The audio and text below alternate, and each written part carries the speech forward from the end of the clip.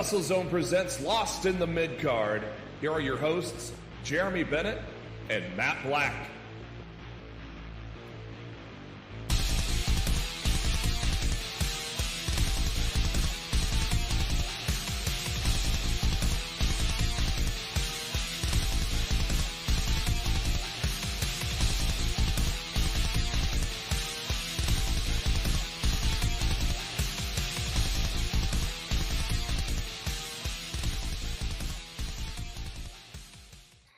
Oh, yeah. Ladies and gentlemen, welcome to the podcast where not only is it Forbidden Door season, it is also contract season. It's Lost in the Midcard. Uh-oh. Got Nana in the house. I need to get my Nana, the micro, whatever you call them. Micro brawler, yeah. Yeah, because I started, now that I have like 8 jobs now, I started subscribing to the Crate because I can afford it now. I work hard just so I can pay AEW my money. Yes, the Prince Nana micro brawler was a pretty cool surprise in there. Plus the shirts have been cool. So I'm like, all right, I'll keep this up for a while. But welcome, here we are. If you have not done so already, make sure you subscribe to WrestleZone, all one word, and hit the bell icon so you know every time this channel goes live, us specifically, Monday night, 10 after, 7:10 Eastern, 6:10 Central, 4:10 Pacific, and right before Monday Night Raw for 50 minutes, we will talk pro wrestling, what happened in the week to come. Tonight we got NXT to talk about. We got a PLE also this weekend in Clash at the Castle. We got a lot of contract talks to talk about, a lot of updates from PW Insider and also Fightful Select today. And if we get some time, maybe we'll talk a little what killed WCW. And I was at Collision this Saturday. We'll talk about maybe some of that if we have some time. But I am your host, Jeremy Bennett. You can find me on the Twitter at JB Huskers. As always, my co-host, he is on the Twitter at Raw F Showtime, sipping that sauce. Going to Titty City. Only because he's a big fan. I am not. I know. Matt not Black. Even a little bit. You don't want to go to Titty City? What's up, people? How you doing? I'm doing, man. Just seems like we're getting into the summertime, and I think wrestling's about to go full blown crazy with all this free agency shit and Yeah, all these big shows that are set to go throughout the next 3 months. Like, my God, honestly, what a time to be a wrestling fan, man. It's good shit. it is. I'll get into it a little more later, but if I got to say one thing about Collision, I have not watched. Have I watched Dynamite? I don't think I watched Dynamite either. It's been a crazy week. If I gotta say one thing about Collision, holy shit, that first match between Quadio, Yuta, and FTR. Oh, my buddy said that was one of the best matches he's ever seen live. I've seen Nakamura and Sami Zayn at NXT TakeOver, so that's gonna be hard to top. But he said that was one of the best ones he has ever seen live, and I'm like, man, that was good. Is your friend a big AEW fan, or is he just going because you were going, or? He's not as big as he doesn't follow it as much, but he owns the world title. And has to be kind of a big fan to. Yeah, he doesn't keep up money with it to get the title. He doesn't keep up with it as much as WWE though, and I don't think he has cable. So that always. Yeah, that's why getting this deal done, and if they simulcast with Max. Yep. That's gonna be huge. You know, a lot of people as of late are starting to credit the increase in audience to WWE to Peacock in the easy access to view all their premium live events and everything. People were thinking that might be one of the biggest reasons that WWE has seen a surge and rise in popularity again over the last 3 to 4 years. Yeah, So, and Peacock is now for the paid, like the premium subscribers. They're now starting to put some effort in between matches. Like at NXT Battleground, they had a real cool thing of like top 10 announcer reactions. Half of them were Michael Cole reacting to Pat McAfee, but it was still good. They were showing old footage of NXT Takeover Brooklyn, where Owens is talking about him and Balor having to follow Bailey and Sasha Banks in that classic match. That was an awesome takeover. They're pulling a lot of cool stuff now instead of just running the same old vignette we've seen. They actually are starting to kind of pull in some cool stuff. I like that. But let's first get into the chat. Thanks to everybody joining in the chat. Ozzy saying Drew will not be champion. We'll find out. We'll find out if he gets punked or not. We'll find out if he gets punked or not. We'll see what our predictions are coming up soon. We're going to kick things off. Punk needs to keep his ass at home. Yeah. Steven Chambers, MK, Mark Cho. Thank you for joining. Andrea, sorry to hear about your grandfather, but thanks for joining us. We'll keep you in our thoughts. That sucks, Andrew. I'm really sorry. Thanks for joining us here tonight. Hopefully we can cheer you up for a little bit. Exactly. Our shenanigans. That's what we try to do. We are anything but serious on this show, as I think most of you understand that by now. So MK, yeah, sorry, no Osprey. Yeah, I had hopes, but I saw the rundown the day of. Still a good card though. And of course that opening match was awesome. Orange Cassidy, Kyle O'Reilly was awesome. It was a fun episode of Collision. It was. And I wasn't overly blown away by the card that they announced after they announced those final 3 matches, like Daniel Garcia against some guy I don't know. Yeah, I didn't even know who that guy was. And then they had two. Somebody against Robin Renegade. Who did Robin Renegade lose to? Statlander. Statlander. Like they were announcing those matches on Friday night. I'm like, oof, this is gonna be a mixed bag show. But it ended up being very fun. I actually ended up enjoying the show a lot more than I thought I was going to. Yeah, Lady Frost gave Tony a good match, I thought. That was very good. Tate Mayfair's, is he a New Japan guy? I think he's just a UK independent worker. I think that's what Nigel said on commentary. Nigel's putting him over like he's going to be a big deal in a few years. He might be. Who knows? Yeah, we got I'm sitting here looking at the ring and freaking Undisputed walking right in front of me. It's like too bad I wasn't paying attention. Yeah, I got a retweet from Taya Valkyrie too, so that was cool. All right, so I guess we did cover Collision. That's about all we really needed to talk about. I'm just glad you had a fun time at your first AEW show. Yeah, I'm surprised about how much was taped off for AEW. Like Ramp Straight Back was all taped off in the bowl. I was kind of surprised that was taped off. Koshe Irby, the live events coordinator for AEW, was not too thrilled with that venue. So he in a tweet over the weekend after the event, he called the venue subpar. It's old. Subpar partners to AEW. Apparently, he did not like the way things were handled with the venue. So I can't imagine they're ever going back there. No, but Tony Khan came out and talked to the crowd before and after the show.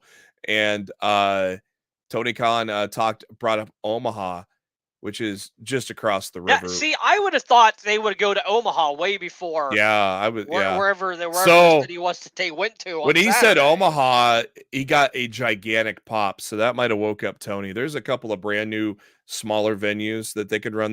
But like the big venue is the CHI Health Center, which I don't know why they call it CHI, because the CHI Health Center, because the H in CHI is health. So it's the Chicago Health Institute Health Center. Okay. That does not make sense. That's probably too big. That's the big arena for like Lionel Richie just played that arena the other night. But there are some new smaller arenas in Ralston, in some of the smaller areas. There's actually a downtown arena called Steelhouse. It's really awesome. I went and saw Lewis Black there on his final comedic tour a few months ago. I don't know if that could hold wrestling like this, but there's an arena in Ralston, which is a second, like a suburb of Omaha, that I think would be perfect for an AEW show, Dynamite or Collision. Tony, I think, was a little taken aback about the pop for Omaha, so maybe they got in his head. And yeah, I don't know why they went to Council Bluffs either. I was surprised because my buddy that's a weird first choice to come to the state and not go to a place like Omaha. Yeah, well, Council Bluffs is in Iowa. Okay, so yeah, they didn't even come into Nebraska. No, but kind of wild. Literally, it's hop on the interstate, and 2 minutes later you're in Nebraska. So, I mean, Omaha and Council Bluffs are literally so close together. So yeah, So it is, but like Ralston is not close to Council Bluffs. That's probably 20 to 25 minute drive because Omaha's so big. Like our drive, like my buddy's house to the arena was like 25 minutes. So, but no, it was a lot of fun. Had a good time. Even stuck around for a little bit for Ring of Honor. Afterwards, there was a match, a 6-man tag with Maria Kanellis' boys. So we watched a little bit of that before we beat the traffic and got out of there. Because I think that was the only match they filmed afterwards was some 6-man tag match with Maria with Griff Garrison and the guy that used to be in the family on NXT. Then the first match was Ring of Honor was it was the whatever you call it, the guys you hate, the Titty City guys. I'll say I hate them. I just don't care for them.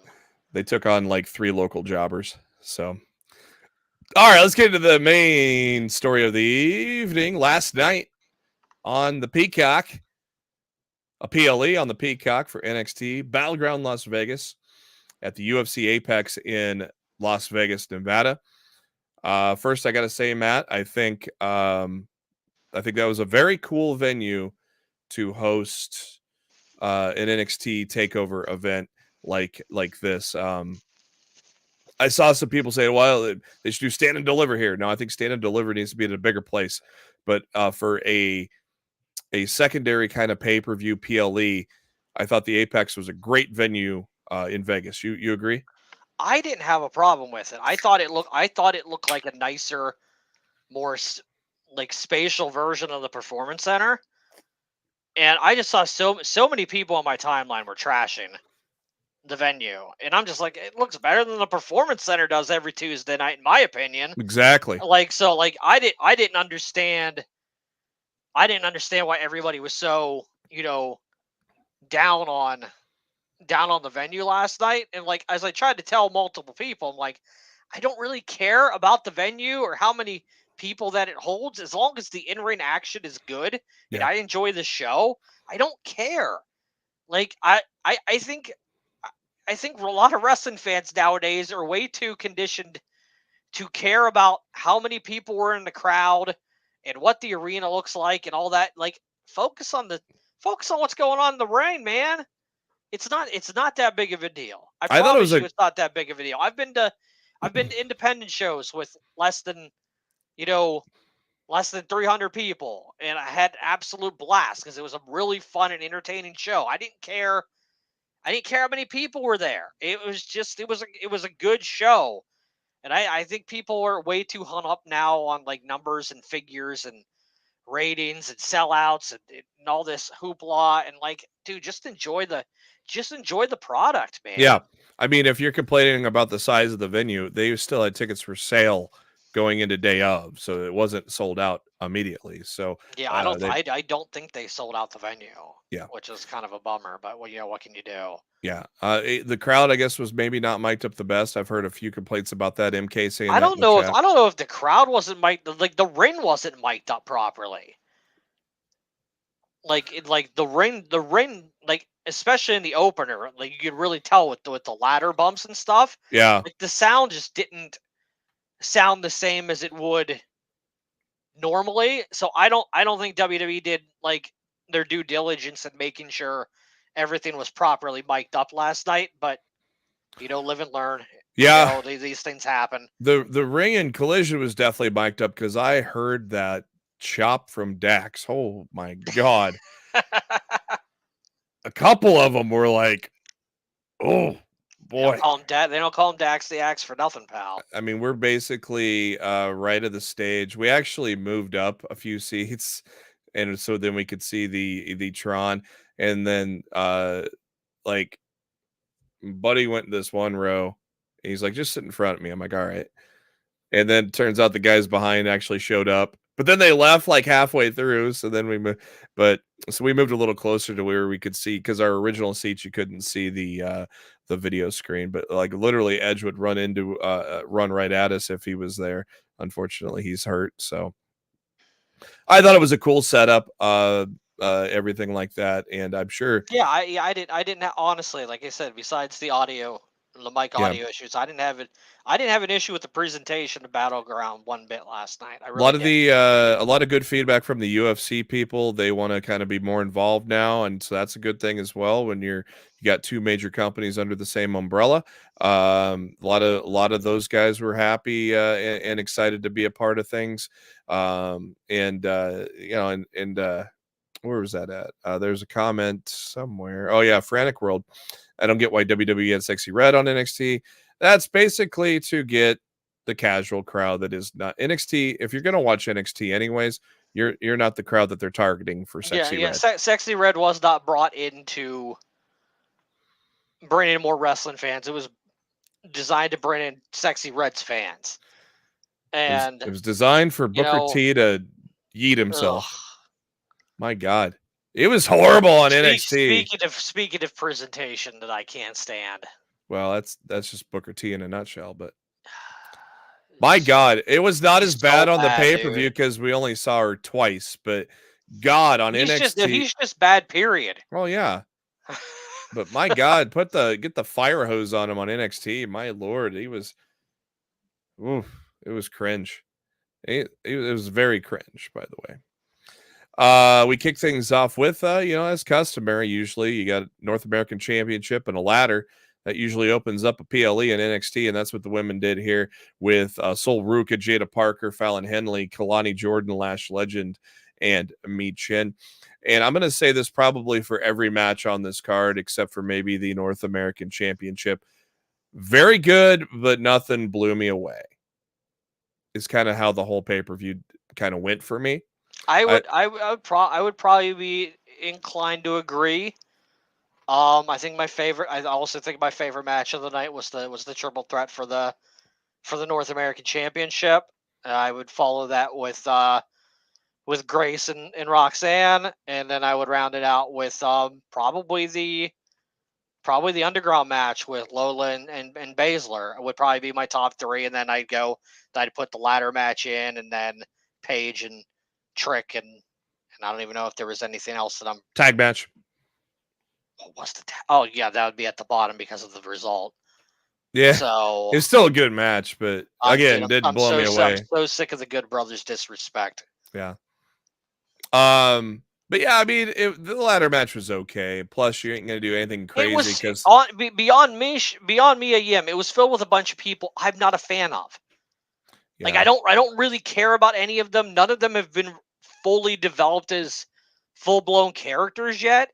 Like if Mishin wasn't gonna win, I probably would have said throw it on Kalani Jordan because she has something to her presentation and her in-ring skills. Yeah, that a championship could take her to the next level.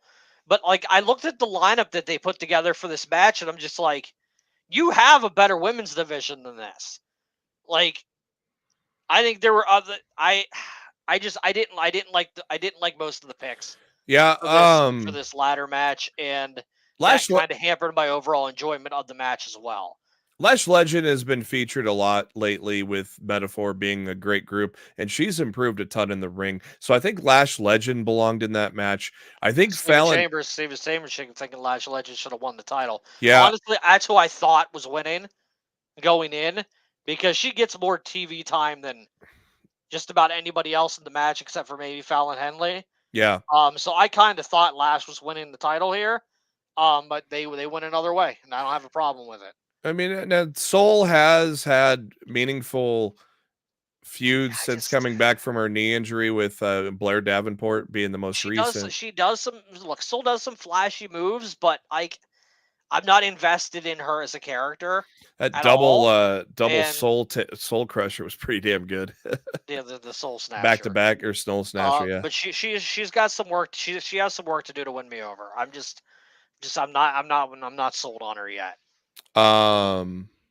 Yeah, it would have been cool to see Meechin win it, and then have the Good Brothers win it. I think Meechin would have been a nice thing to go and to put some instant credibility on the championship with someone who's been there, done that type of deal. But they went in another direction. So what can you do? Because we ain't sure if she's going to turn heel with the rest of the OC or not. Obviously, she's kind of getting into things with Nia Jax. I could see why they didn't put it on her, because it's NXT. It's a new title. You probably want to put it on someone else that is up and coming, and not someone that's been in the business 10 years. Well, here's the thing. If Meechin and the OC are done in NXT, and we don't see them on Tuesday night, then they made the right decision. If Gallows and Anderson are back partnered with AJ, which seems like they are, and Meechin, I know Meechin's supposed to be facing Nia Jax on Friday. So if they're done in NXT with their runs, if they wrapped them up on Sunday, then they made the right choices. But if I see the Good Brothers on NXT again Tuesday night, I might blow my gasket. Because stop dicking the Good Brothers around. They're too freaking good to be treated the way the WWE has been treating them since they've been back. Oh my God. I just saw the funniest tweet ever. I'm not looking at... God damn it, JB. I'm going to smack him. You need to learn what button to press, sir. You need to give me the login so I don't accidentally... Give me the damn login. Becky Lynch just posted on Twitter the old lonely guy meme. She recreated it. It is tremendous, by the way. Go check out Becky's Twitter right now. You gotta expect that they are not going to be on NXT going forward. I hope not. I hope not. Yeah. I like I said, if they're not on NXT anymore, they made the right call. If they're back on NXT Tuesday night, I'm going to be very pissed off. Next up is the aforementioned tag match. We need to talk about. We've kind of bunched them together. I thought it was a real good match though, but but we gotta, I clearly the OC is joining AJ now because they showed up on SmackDown. So, they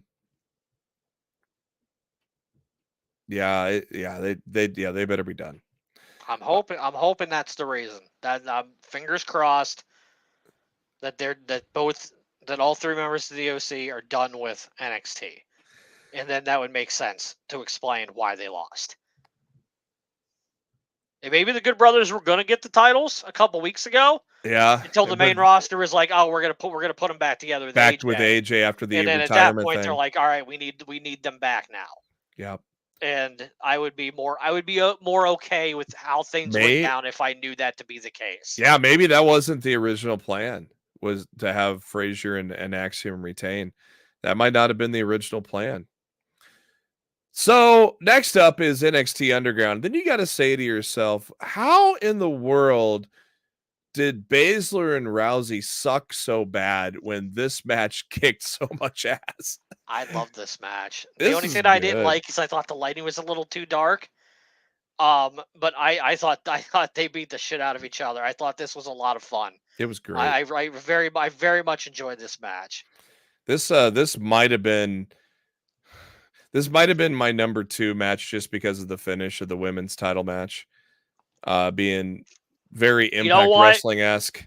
You know what? You make a good case. Yeah. You make it. Honestly, I'm gonna swap too. I'm gonna put Grace and Roxanne in third. I'm gonna move this up to 2. because you're right. I did not like the finish of that match. And the finish of this was great, where Baszler gets knocked out, but she snaps right back into it, not realizing she was knocked out. And for that minute that she was napping was when the bell rang. And I thought the whole match together was great.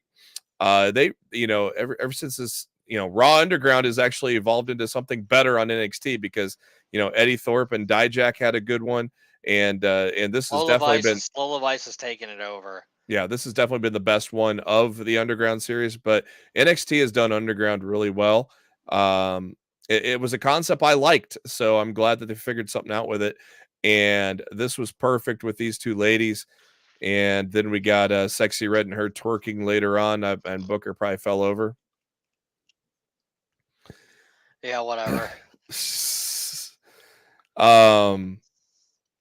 Speaking of Eddie Thorpe, he is coming back this Tuesday as well to NXT. I totally agree with Stephen Chambers. Lola Vice should absolutely be in line for a title shot. Clearly, they're setting Roxanne on the path to Julia. Yeah, so it's not going to be Roxanne. They even kind of teased it in the commentary after the match. Vic Joseph was like, "She's the best women's wrestler in the world," or something along those lines. Like, oh, in the world, including Japan. So like they're clearly setting Perez and Julie up. I think they wanted to do that at Heat Wave. As long as Julia, is free and clear from her post surgery. I'm not sure what that timetable looks like, but I do know that was something that they've been wanting to do at Heat Wave for a while, so that makes sense. But Lola Vice, I could see her. I could see a very short reign for Kalani Jordan, and just put that title on Lola, because Lola's been doing more things as a character and in ring than anybody in that ladder match has been doing. So I would not hate that at all. This Thursday on Impact is a open challenge for Jordan Grace. Do you think Tatum? Wrong. No, not. That is Friday night at Against All Odds. Oh, Against All live Odds on TNA Plus. Is that Tatum Paxley? I don't know. I'm hoping it's Natalya. Oh, who? Oh. Because Natalya has been asking for the past 6 fucking months for WWE to allow her to go over to TNA and to wrestle Jordan Grace.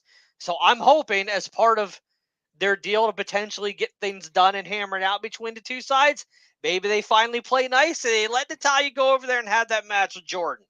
I think that would be freaking awesome. I think Tatum Paxley would kind of be a letdown in terms of an open challenge, because I don't think she's a big enough star to come out there and go, "Oh yay, a WWE person," but it's Tatum Paxley. Like I think Natalya would be a much better choice. Mark Cho, I don't think it's going to be Ash. They're going to build to that eventually, probably for the next pay-per-view. I think Ash is a future pay-per-view challenger for Grace, and they've been building that on Impact for months now. They've been building to this eventual Grace Ash match. I bet you it's probably going to happen at Slammiversary. Yeah, that'd be my guess too. Frantic World, I think WWE will buy TNA. We speculated on that last week. Yeah, we talked Frantic. If you didn't watch the show last week, go back and check it out. We went in depth with the conversation of WWE possibly buying TNA at some point this year. I've seen that speculation too. Yeah, Steven, look, Natalya in the Owen Hart tournament, like, depending on when her deal's up, depending on if she wants to leave, you can't roll it out. But the one thing AEW needs, that AEW can't wait around forever. They've already announced 3 women for the tournament. They announced them all on Collision Saturday night. Chris, Willow, and Mariah are all entered into the tournament. And the finals are July 10th. So the finals are 1 month from today. So you can't really dilly-dally, but like if you do an 8-person tournament, 8 men, 8 women, I guess they could start like 2 weeks from now. Mariah's winning that anyway, so out properly. I think it's I think it is Mariah May, and I think it's Bryan Danielson. Those are my Owen picks. I don't care. I don't care what other man gets added to that tournament. Nothing is going to deter me from picking Bryan Danielson, because I think the direction that they're going for All In. I think it's going to be Danielson and Swerve for the AEW World Championship, and it's going to be Ospreay and MJF for the International Championship. That's the direction I think they're going. Ozzy says, "What if it's Becky?" No. Jeez. Could you imagine? That'd be nuts. She's a free agent. True. Dude, if Becky shows up and Against All Odds on Friday night, the internet might explode upon itself. A little bit. Next up, the match of the evening, which seems to be the norm when you put three guys together to go for the North American Championship. Obafemi, Joe Coffey, Wes Lee. Hell of a match, hell of a performance by Obafemi. That guy is just inhuman, man. Jeez, some of the stuff he does with grown ass men is just insane. All three guys kicked ass in this one. Great finish. I just thought top to bottom best match of the evening. And Matt, I think you agreed. Yeah, look, if you got to let Obafemi continue to cook. I know there's a contingent of people online. They're like, "Oh no, take the North American title off him, bring him right up to the main roster right now." No, dude's still green. Let the man get better. Let the man improve down in NXT. Bring him up for the Rumble. Give him time. Give him another 6 months and bring him up and debut him in the Rumble and let him chuck like 10 people out. He ain't got to win, but you could give him a hell of a thing and then get like 5 or 6 people that it would take to throw him out. That guy's just got everything. That's your perfect main roster debut.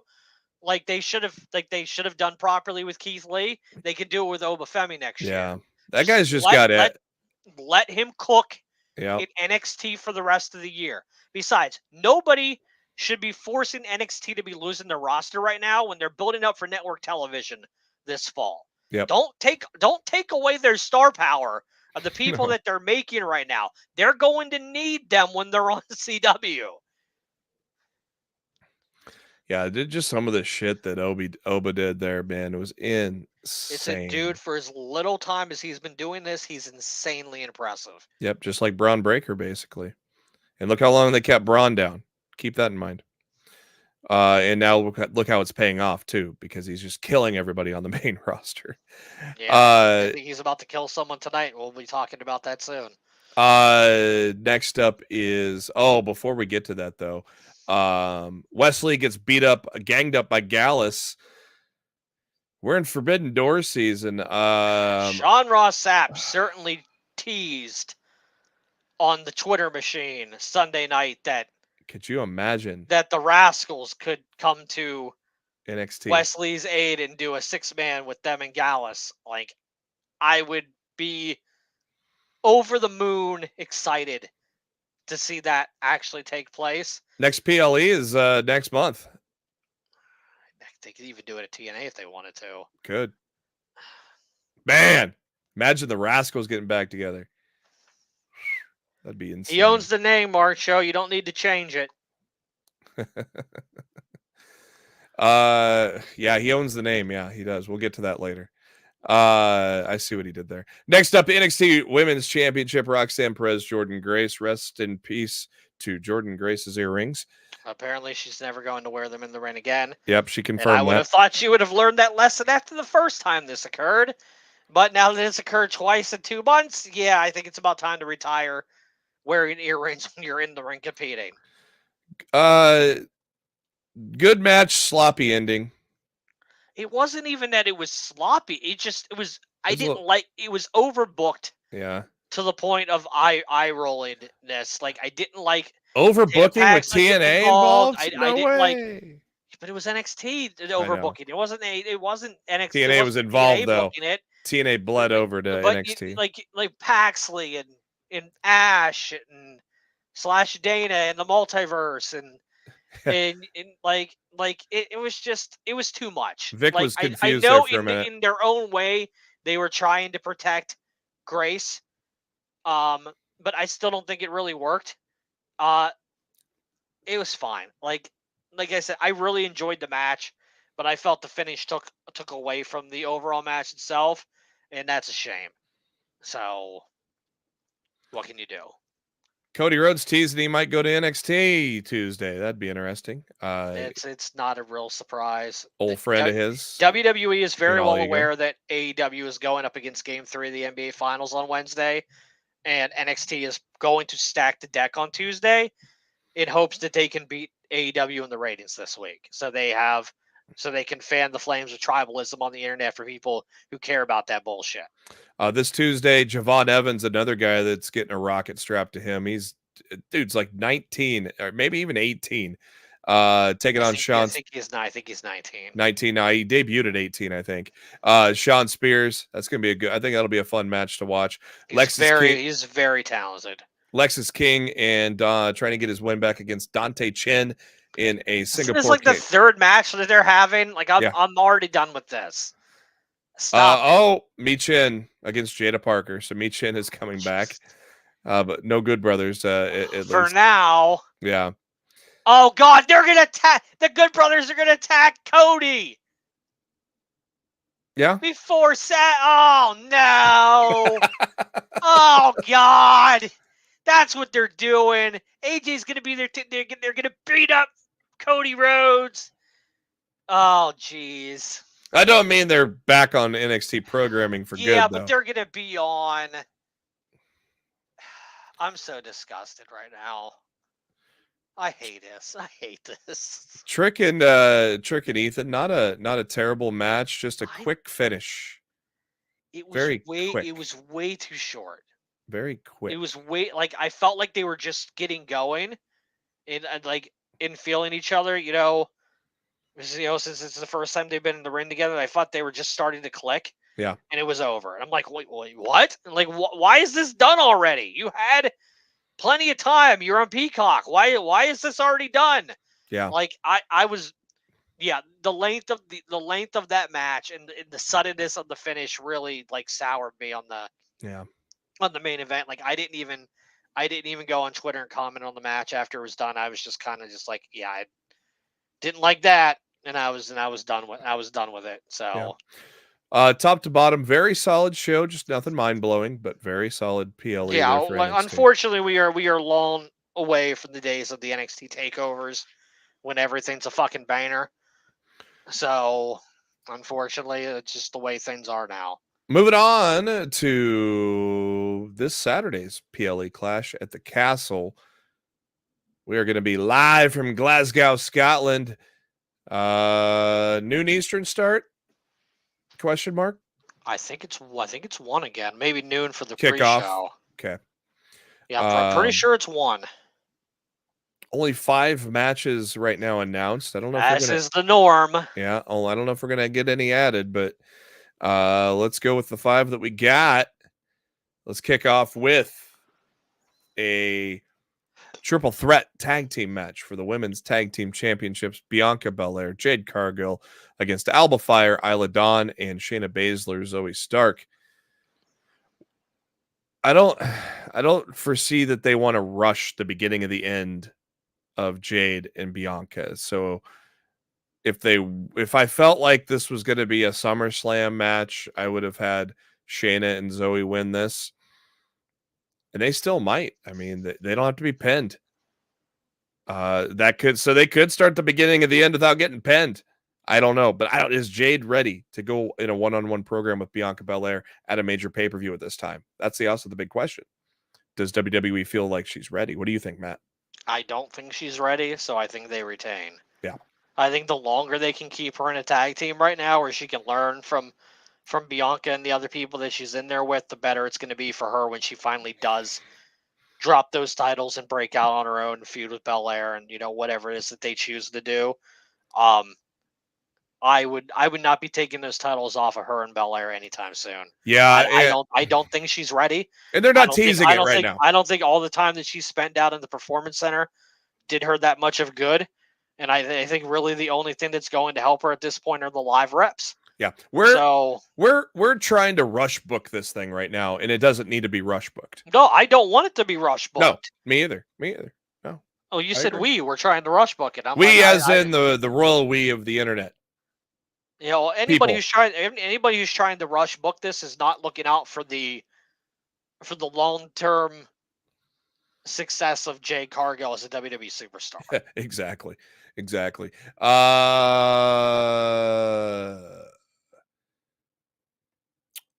Intercontinental title match: Sami Zayn against Chad Gable. I'm gonna pick Gable again until I'm right. Now, this could be. Yeah, I guess we can get right into the Gable talk now. This could be. I have a feeling he's going to re-sign, so I'm going off on the fact that he's re-signing. We could double this right now. This, according to PW Insider, Chad Gable is reportedly extremely close on a new deal to stay with WWE, but as far as they're aware, it's not done yet. So it's hard to know for sure what they're gonna do.